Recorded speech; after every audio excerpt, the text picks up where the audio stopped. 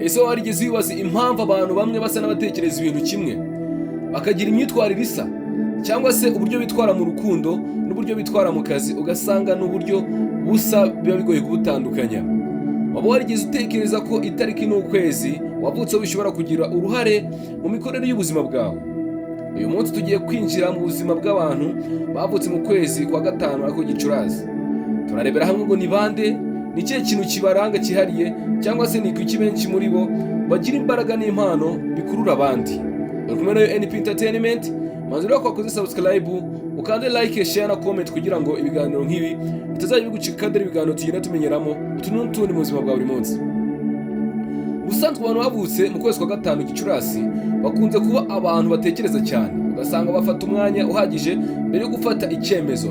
Mbere yo bafata icyemezo bakamanza bagatekereza cyane, cyangwa se mu buryo bwiza bagatekereza kabiri. Kandi usanga ari abantu barangwa no kutemera kubwirizwa, ugasanga bakunda kwisanzura no gukora ibyo bemera gusa, icyo ashaka akaba ari cyo akora. Wamubwira gukora ikintu ugasanga nyamara igihe atabishaka we ntabwo yapfa kugikora. Uno muntu wavutse mu kwezi kwa gatanu ndetse baba bafite impano y'ubuhanzi, ubuhanga mu mvugo ndetse no mu mitekerereze byagutse.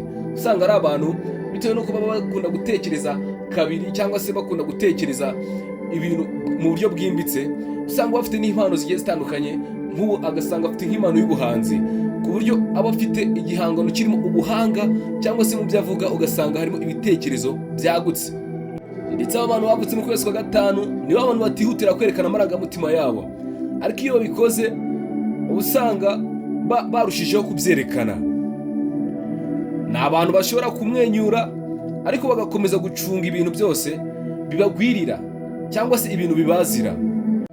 Abantu bavutse mu kwezi kwa gatanu bakunda guhangana n'ibibazo batikandagira, ariko nanone bakabikemura bihuse, ndetse bakabishyiramo ishyaka n'imbaraga bidasanzwe mu gukemura ibyo bibazo.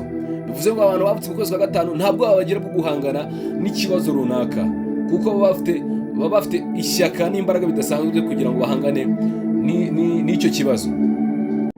Ku bijyanye n'urukundo, ku bantu bavutse mu kwezi kwa gatanu aba ari urugendo rutoroshye kuri bo, ariko nanone akaba ari urugendo rwimbitse. Ntibemera kwinjira mu rukundo rw'igitaraganya, bashaka kumenya neza uwo bari kumwe. Iyo bamaze kwemeranya n'umuntu ndetse aba bantu baramwitangira, baba bashobora kumwitangira cyangwa se bakamuba hafi kandi bagaharanira kumufasha. Ariko kandi baba bashobora gutinya guhemukirwa cyane, ndetse akaba ari nayo mpamvu rimwe na rimwe bagira ubwoba bwo kwirekura.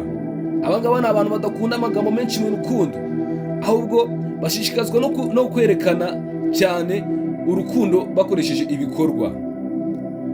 Abantu ntabwo bakunda gukoresha amagambo ngo yonyine ngo abariyo yerekana ko bakunda abantu, ngo ahubwo cyane bashishikazwa no kwerekana ko bakunda umuntu, ariko bakabyerekana bakoresheje ibikorwa. Ku bijyanye n'akazi rero, abo bantu bavutse mu kwezi kwa gatanu aba ari abahanga mu kazi, ariko kandi bikaba akarusho iyo bafitiye urukundo akazi bakora. Baba bakeneye gukora ibintu bumva bafitiye ubusobanuro. Ibintu badafitiye ubusobanuro ngo ntiwamubwira ngo ajye kugikora ngo bizakunde. Ikindi ntibakunda gukorera ahantu hari amahane cyangwa se hadatekanye, kuko bakunda umutuzo ndetse no kugira gahunda. Kandi iyo bavuze ikintu, icyo kintu cyari gifite ishingiro, kuko ari abantu badakunda amagambo menshi atagira icyo avuze mu buzima bwabo. Akenshi bashobora kuba abayobozi beza, ariko badakunda kwiyamamaza cyangwa se guhatira abandi kubakurikira. Aba barizerwa cyane mu biganiro kubera ko ngo baba bavuga ibintu ngo birimo ibitekerezo byagutse, ndetse no mu mikorere yabo usanga ari abantu bazi gucunga neza inshingano.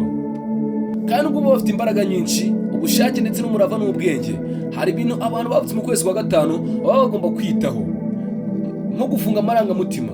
Iyo bahuye n'agahinda cyangwa se uburakari ntibabigaragaza, kandi biba bishobora gufata ibintu mu mutima bikaba ibikomere birambye, kubera ko amarangamutima yabo bayafunze. Rero ntabwo ari byiza gufunga amarangamutima yawe kugira ngo utazahura n'ibikomere byo mu mutima ndetse birambye. Kutihanganira impinduka zose ndetse zihuse. Aba bantu ngo ntibakunda ngo kwihanganira impinduka birabagora. Iyo hari impinduka idateguwe, cyangwa se bashobora kurakara cyangwa se bagafata icyemezo cyihuse, kandi ngo burya ibi bintu ngo ntabwo aba ari byiza cyane.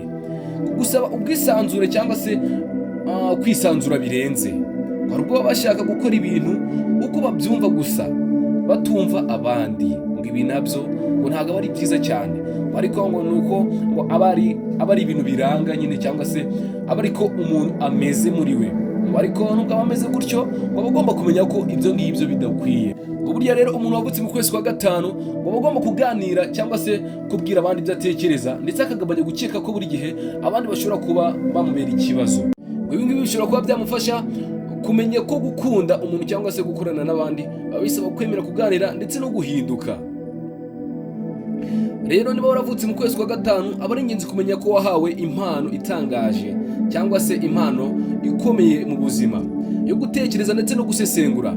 Ariko kandi ntagomba kwibagirwa ko kubaho ku isi atari ibitekerezo gusa, ahubwo kandi ugomba kumenya ko n'amarangamutima cyangwa se ubworoherane n'imibanire myiza bigira uruhare rwiza cyangwa se runini mu buzima bwawe.